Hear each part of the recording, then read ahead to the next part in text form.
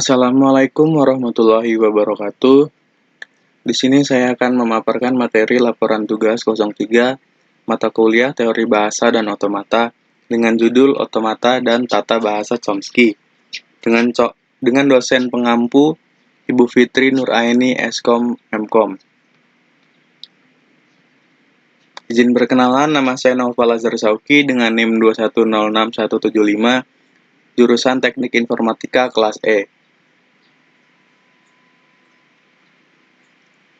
Otomata dan tata bahasa Chomsky.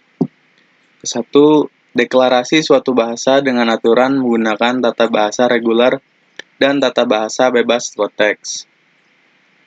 Suatu bahasa didefinisikan dengan 4 tupel, antaranya V, T, S, dan P. V menampung himpunan variabel, T yaitu menampung himpunan terminal, S menampung state awal, P yaitu terdiri dari aturan produksi yang sesuai aturan tata bahasa reguler dan tata bahasa bebas konteks, sehingga bahasa ini termasuk bahasa reguler dan dapat menggunakan otomata jenis Finite State Automata atau FSA. Contohnya, bahasa L didefinisikan dengan V menampung himpunan M dan N, T menampung himpunan A dan B, S menampung himpunan M, P terdiri dari aturan produksi, A menghasilkan variabel A, menghasilkan determinal A, atau B variabel N. Variabel B menghasilkan A atau B variabel M. Cara kerja mesin otomata pada setiap tata bahasa Chomsky. Ke-1, mesin otomata Finite State Automata atau FSA. Finite State Automata adalah mesin abstrak berupa sistem model matematika dengan masukan dan keluaran diskrit yang dapat mengenali bahasa paling sederhana atau bahasa reguler dan dapat diimplementasikan secara nyata mesin. Abstrak ini didefinisikan sebagai pasangan 5 tupel, yaitu ada key, lambda, S, dan F. Key himpunan hingga state, lambda yaitu himpunan hingga simbol input alfabet. Di sini fungsi transisi menggambarkan transisi state FSA akibat pembacaan simbol. Input fungsi transisi ini biasanya diberikan dalam bentuk tabel. S state awal, F himpunan state akhir. Cara kerja Finite State Automata. Finite State Automata bekerja dengan cara mesin membaca memori masukan berupa tab, yaitu satu karakter tiap saat dari kiri ke kanan. Menggunakan head baca yang dikendalikan oleh kotak kendali state berhingga di mana pada mesin terdapat jumlah state berhingga. Finite Automata selalu dalam kondisi yang disebut state awal, initial state. Pada 3 saat Finite Automata mulai membaca tab, perubahan state terjadi pada mesin ketika sebuah karakter berikutnya dibaca.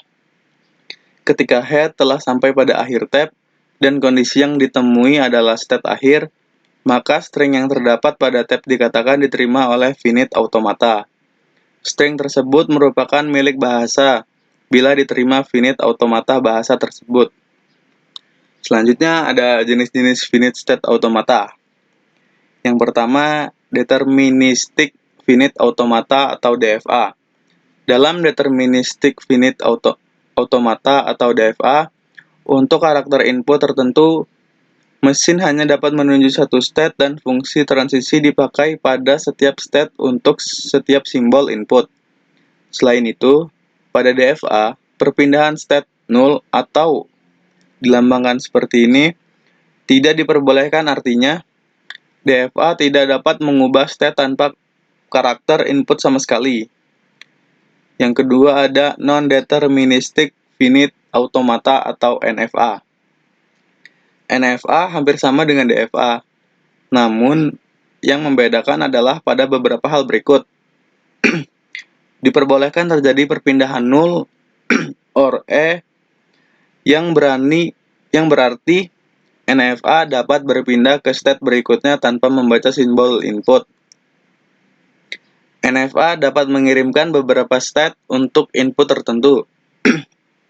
Pada dasarnya, beberapa hal di atas tidak membuat NFA lebih unggul dari DFA. Jika kita membandingkan keduanya, dalam hal kekuatan keduanya setara karena fitur tambahan tersebut. NFA memiliki fungsi transisi yang berbeda, selebihnya sama dengan DFA. Contoh finite state automata. FSA untuk mengecek parity ganjil. Q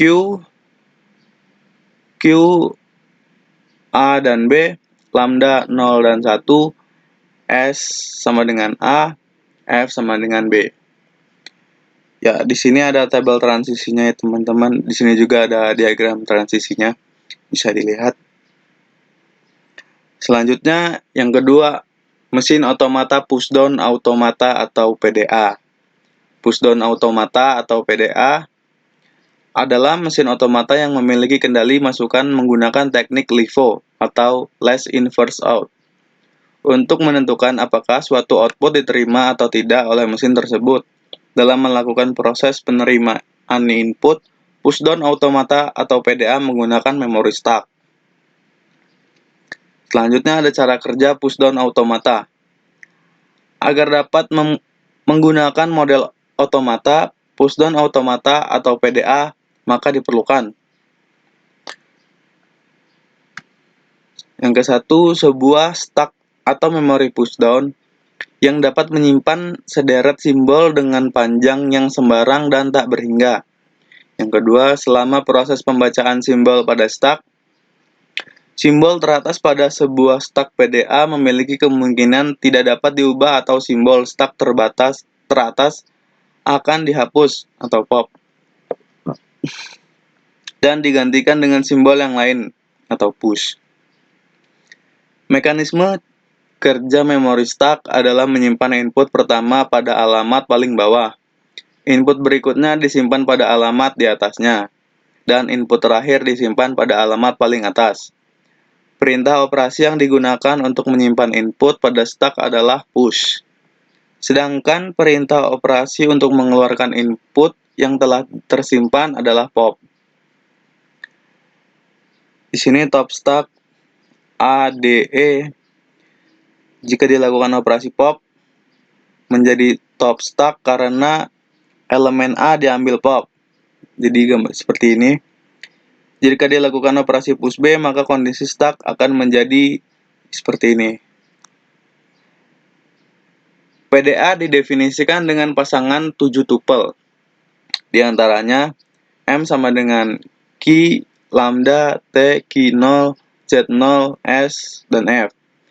Di mana Q yaitu himpunan hingga state, lambda yaitu alfabet input, dan T yaitu alfabet stack, Q0 yaitu state awal, Z0 yaitu simbol awal stack, F yaitu himpunan state penerima. Jenis-jenis pushdown automata. Yang pertama, yang menerima simbol input, simbol top of stack, dan state. Setiap pilihan terdiri dari state berikutnya dan simbol-simbol penggantian isi stack dilakukan dengan operasi push dan pop. Yang kedua, tidak melakukan pembacaan input namun menerima simbol top of stack dan state. Transisi ini memungkinkan PDA untuk memanipulasi isi stack dan berpindah antar state tanpa membaca input. Contoh PDA Q sama dengan Q1 dan Q2. Lambda yaitu A dan B, T, A, B, dan Z, Q0, sama dengan Q1, Z0 sama dengan Z, F sama dengan Q2. Di sini ada fungsi transisi S dalam kurung Q1 Z sama dengan Q2 dan Z dan seterusnya, bisa dilihat di sini teman-teman. Kita akan membuktikan apakah PDA di atas dapat menerima string ABBA. Penyelesaian. Konfigurasi awal mesin state Q1 top stack Z. Seperti ini gambarnya. Membaca input A. Fungsi transisi S Q1 A dan Z sama dengan Q2 AZ. Konfigurasi mesin menjadi state Q1 dan push A. Gambarnya seperti ini ya teman-teman. Yang kedua, membaca input B. Fungsi transisinya S Q1 B dan A sama dengan Q2 dan E. Konfigurasi mesin menjadi state Q1 dan top stack di pop. Yang ketiga, membaca input fungsi transisinya S Q1 B dan Z sama dengan Q2 BZ. Konfigurasi mesin menjadi state Q1 dan B di push. Membaca input A. Yang keempat, membaca input A. Fungsi transisinya S Q1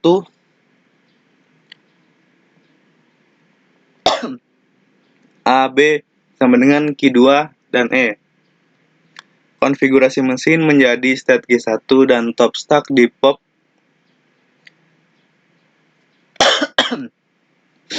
5. Tanpa menerima input E.